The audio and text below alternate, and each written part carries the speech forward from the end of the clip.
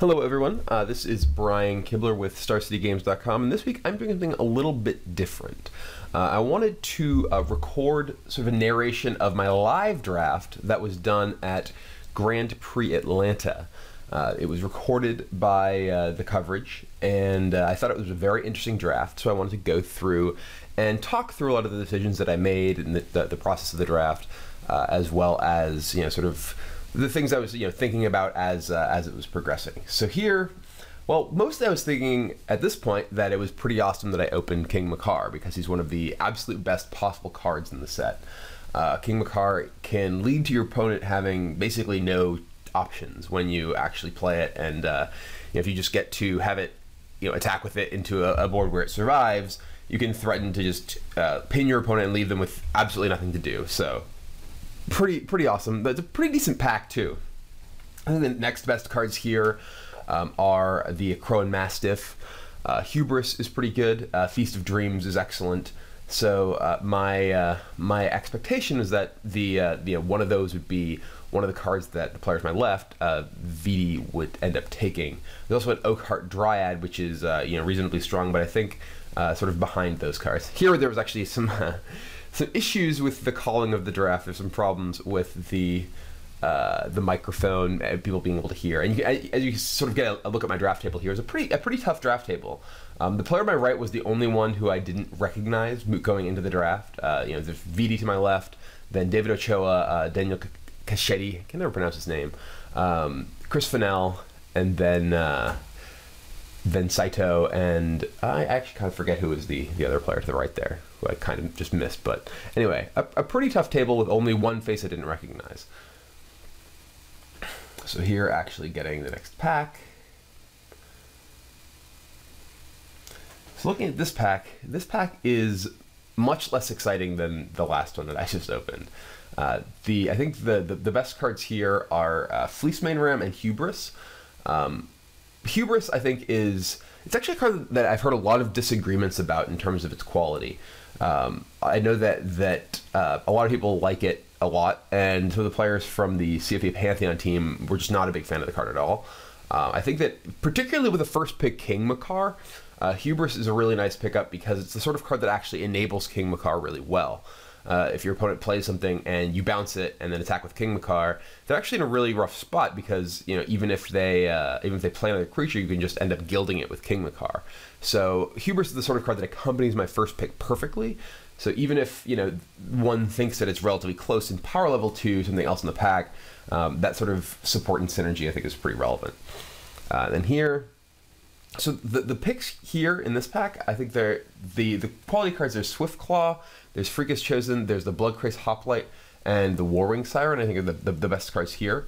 And I think that I want to take Warwing Siren here. I think Warwing Siren is just the objectively best, highest quality card here. I think you can make some sort of argument with Bloodcraze Hoplite, but I think that Warwing Siren is good in more decks than Hoplite is. Hoplite is more of a sort of aggressive card, and the Siren I think is pretty powerful overall. I do think that the heroic cards in general are weaker than they were prior to the addition of Journey Nyx, because there's no more common bestow creatures in one of the sets. And this is another kind of interesting pack. So the big things here, there's the Warwing Siren and the Golden Hind. These are the two cards I'm paying the most attention to. Golden Hind I think is the best common in the set. I think that the mana acceleration it provides with the body attached is pretty amazing. And this is really late to see a Golden Hind. So my thought process here is that I think that Golden Hind is the best card, but right now I have several blue cards and a black card, and that I think that Warwing Siren is the card that the power level discrepancy between those, and given that I have a King Makar right now, I think is low enough that I wanted to potentially leave myself the opportunity to play it. But here, I see a Nessian Game Warden, and then the Brain Maggot and Cloaked Siren are the cards that I'm really thinking about here. And I think that the gap in power level between Game Warden and Cloaked Siren, and the fact that I haven't really seen a ton of great black, let me take the Game Warden and leave myself open to possibility switching it green. One of the most important things in draft period, I think, is identifying what cards are actually open and what you're getting past. So the it seemed pretty obvious that blue was open to, or rather that green was open to my right, and blue seemed relatively open as well. I mean, I did get past, you know, Siren after the Hubris. And here I take the aerial formation. It goes particularly well in blue-green, which at this point seems like the color combination I'm most likely to be, given that I haven't actually seen much in the way of quality black cards since my first pick. And now this pack is pretty weird, because there's a bunch of good white cards. I've seen a number of reasonable white cards, but I was actually kind of under the impression that the players to my right were drafting white, given the sort of contents of the pack that I had seen and how many good late, you know, green and blue cards. So here I actually just take a white card, because I think there's a possibility that I still switch into white, and the Fortifier, I think, is one of the better white cards in the set. Not incredible, but good. And then here, there's the Humbler of Mortals. The Rouse the Mob, I think, is a very late red card. It's a very high quality red card in aggressive red decks. But I ended up just taking the Humbler of Mortals because I wanted some more support for the green direction that I'm going. And then here, I think, you know, I can take another Humbler of Mortals, not that great, but I think Pinned to the Earth. The other interesting card here is Thassa's Ire. I think that Thassa's Ire is a very powerful sideboard card. I don't like it as a main deck card. And I think that, generally speaking, I'm going to rather have something like Pinned to the Earth over it in a lot of decks. Though in green-blue, Pinned to the Earth is pretty weak. I think it's pretty much only a sideboard card, because a lot of times you are playing large ground creatures that you want to be able to actually get through with, and just pinning their guy isn't going to be great in a lot of situations. So here, you know, I end up taking a black card, then another black card, just because there aren't any good cards in the other colors here, and you know, I still have King Makar, and I still have the opportunity to possibly switch back into black. And here, you know, there's a super late Colossal Heroics, and Colossal Heroics is a really powerful card. Colossal Heroics is a card that is shocking to actually get this late. So that actually sort of additionally solidified my desire to be green. You know, there's always the possibility that there just weren't that many green cards open, and that's the reason that, you know, I haven't actually seen a ton of green cards. But that Colossal Heroics was in the pack with the Golden Hind. It just came back. So that says to me, given that Colossal Heroics is a very, very powerful card, that it's very unlikely that players to my right are actually drafting green. There's only probably, you know, maybe one other green drafter at the table, because that card is really good and came to me super late. So as I said earlier, it's really important to be able to identify, okay, well, you know, these are the colors that are open to my right. These are the colors that I'm likely to be seeing quality late picks in. And at this point, if you look through what I have, I'm pretty evenly split between green and black. There's a possibility that, you know, I can go in either direction depending on how the packs go. And that's one of the reasons that I was focusing on blue cards, because, you know, it was pretty clear that you know, I was getting good blue picks early on. Oh yeah, it was Pedro Cavallo. That's the other player. Megaphone from Magic Online. So going through, counting out the second pack.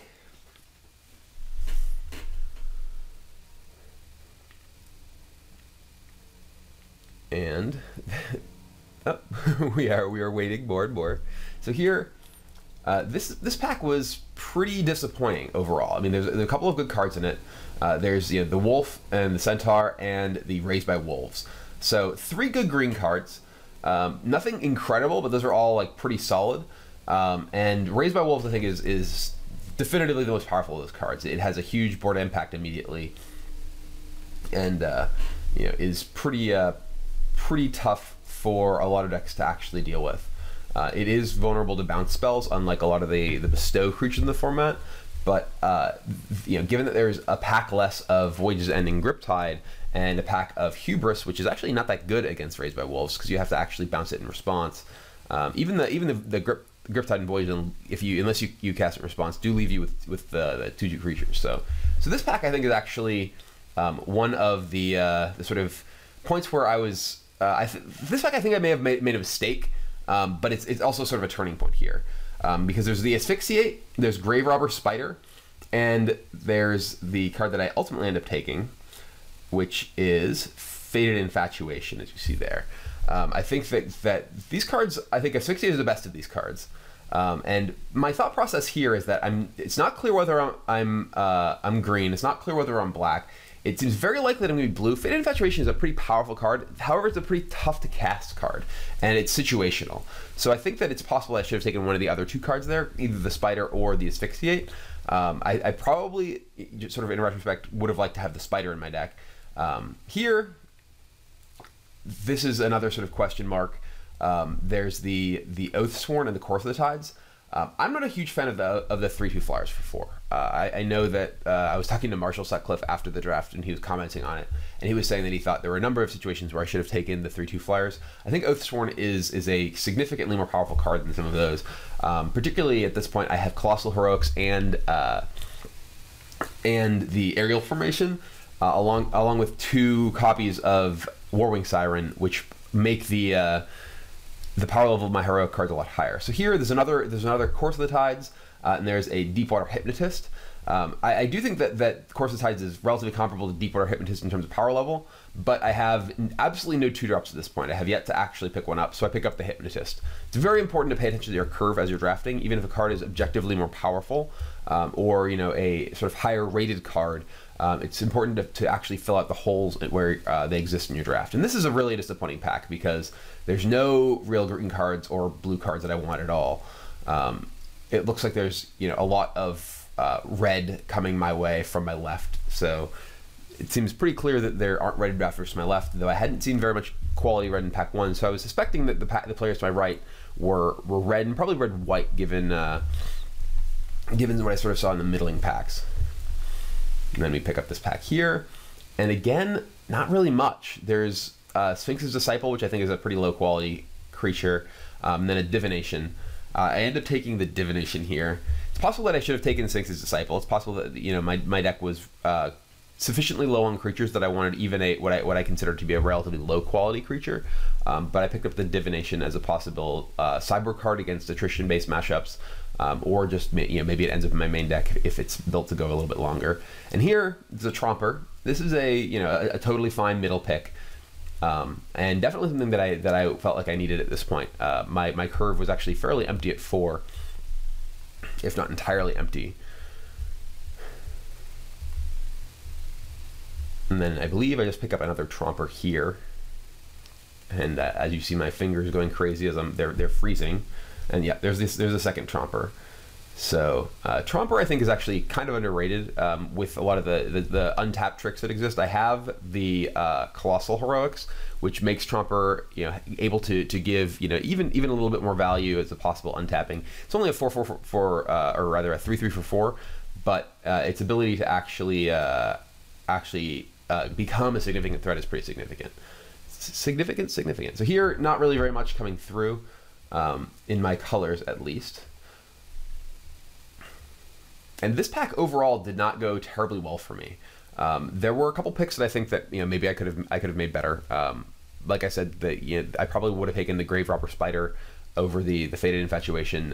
The issue there was that it was basically I just wasn't clear if I was necessarily going to be green at that point or if I was going to necessarily be black at that point. And I wanted to take what I felt like was a card of the color that I was more or less locked into, which was blue.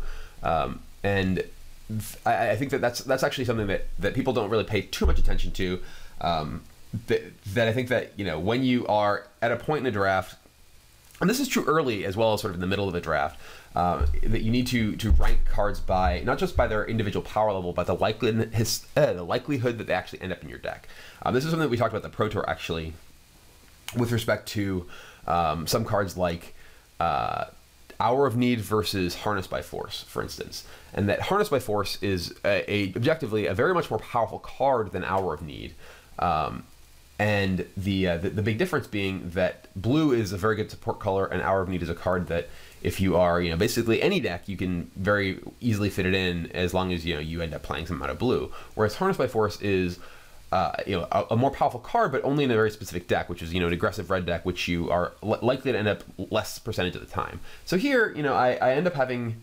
I think at this point my deck is okay. It has a little too many spells and not enough creatures, and I think that part of that is my fault for not picking up a couple of quality creatures when I had the chance and taking a couple spells over them. There weren't that many. It was basically just the Grave Robber Spider that I ended up giving up for Faded Infatuation that I think would have made a significant difference in terms of my creature quality at this point. there was the Sphinx's Disciple versus Divination, but I think that the Disciple is, you know, not certainly not going to make my deck a ton better than having a Divination in it will. So looking at going into the third pack, at this point, you know, I feel like I'm situated pretty well. I think the blue and green are the best colors in Theros. They're both very deep, and it looked like both the colors were pretty open going into this pack. So I was pretty happy with where I expected my deck to end up after this pack. And there, just look around the room. Table with Ben Stark, Owen Turtenwald, Conley Woods, bunch of other people. Rich Hagen taking some video, just recording whoever's around.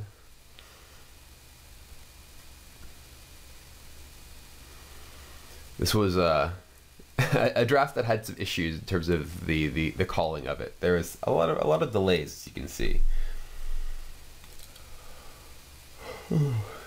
As you can see, I can never stop moving.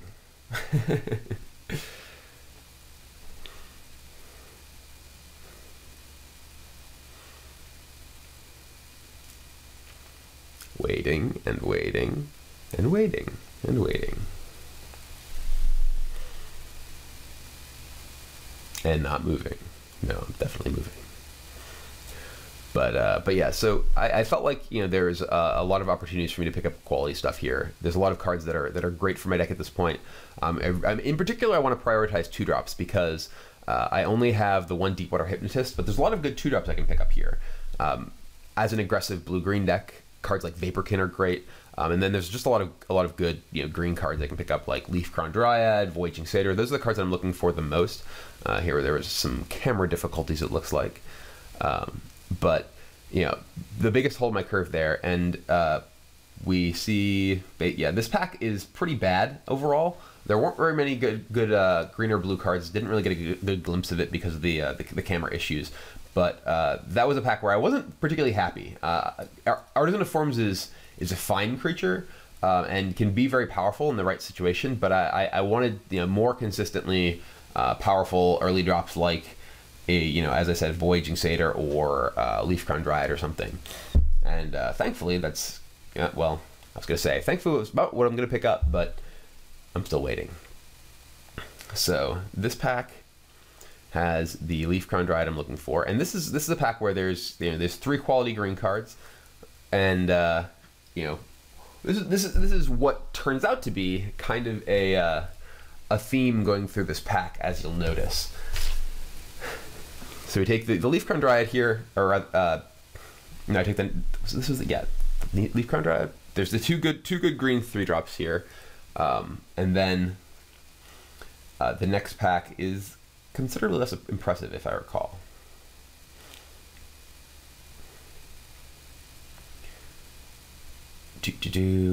So yeah, this pack has a bunch of kind of sweet stuff, and then there's, oh yeah, no, this has a Sea God's Revenge. Sea God's Revenge is obviously great. Really powerful card. Certainly very late to actually see a card this powerful. So at this point, I'm super happy because it's pretty obvious that the players to my right are not playing blue, and then based on the read from the first pack, it's pretty clear that they're not playing green, given how late I saw cards like Golden Hind and the Colossal Heroics in the packs, as well as the Nessian Game Warden. So I'm looking forward to picking up just green and blue cards late here. And here's an Nessian Courser, you know, a totally fine middle pick. Not a card that I'm super excited to see. Would much rather have something like a Nessian Asp, or again like a Voyaging Satyr, Leafcrown Dryad, or whatever, but ends up coming together pretty well.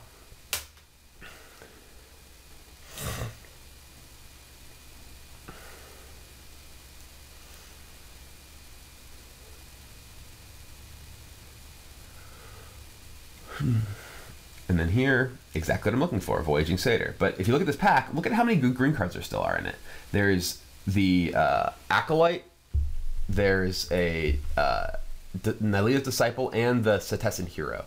The Voyaging Satyr is much more important at this point because that's kind of an irreplaceable effect. We already have some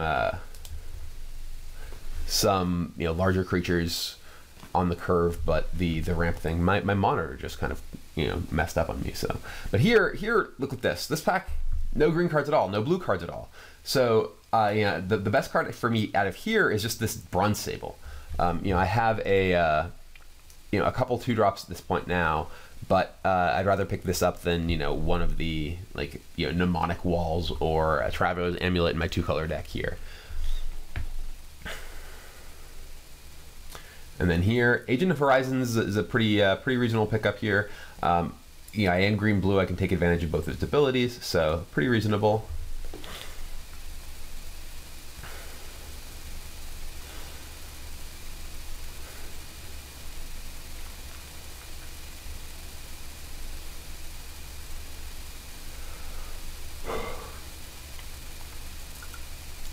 And then nothing. Somehow there's just a pack with a bunch of white cards and black cards and absolutely no green or blue cards for me.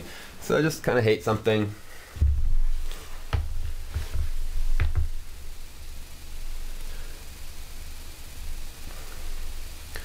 And then coming back through. Again, not very much here. You know, obviously we're getting down to sort of the dregs of the packs, but the Chimera is, you know, just the best thing for me here. And this is sort of weird because generally when you're playing a color combination that basically no one to your right is actually sharing with you, you'll get, you know, reasonable picks even relatively late. This is actually a pick that I think was a mistake as well. I don't think I should have taken Aqueous Form here. I think I should have just taken the Hippocamp. Not only is it a creature that can, you know, kind of be a trick sometimes, and look at how late I'm seeing just quality black cards here rather than anything that I might be able to actually use. But anyway, the Hippocamp could potentially be actually relatively reasonable in my deck because I do have the 2 copies of Tromper. So that was, I think, a mistake. And then again, some more black cards. So overall, I think my deck came together okay. But I think that it definitely could have had a little bit better late picks. A lot of the good green cards were all in the same pack, so I didn't really get that many of them. There were a lot of packs that were basically blank for me, and ultimately it turns out that the players to my right were actually all drafting the colors that I just wasn't in. Both players to my immediate right were drafting white-red, and then to their right was a white-black drafter, and to his right was a red-blue drafter. So the first green drafter was actually Dan 5 seats to my right, and then VD was actually also blue-green immediately to my left. So ultimately, you know, I think that I was in the perfect seat for my color combination. There were a few individual picks that I think that I would have made differently in retrospect, but I think that I ended up selecting the appropriate color combination. You know, I had 4 people to my right who were not in green, 3 people to my right who were not in blue, and you know, ended up getting, I think, not quite as good of a pool of options based on that as I might expect. I think my deck came together okay. Again, I think I made a couple of mistakes in the draft, but ultimately I'm happy that I decided to abandon black because I noticed that blue and green were both quite open, and ended up with, I think, one of the better decks that I could have expected given my seat and what it was open and everything in the draft. Ultimately, the actual draft didn't go super well for me. I ended up going 0-3 in it, but regardless, I think that the actual draft portion itself was really interesting, and I was very glad that it was recorded so I could potentially discuss it with people and to get their feedback, as well as share it with you and give you mine. So anyway, thank you very much for watching. I hope this was interesting and informative for you. I know that that rewatching this was definitely interesting for me. So thank you very much for watching, and I will see you next time.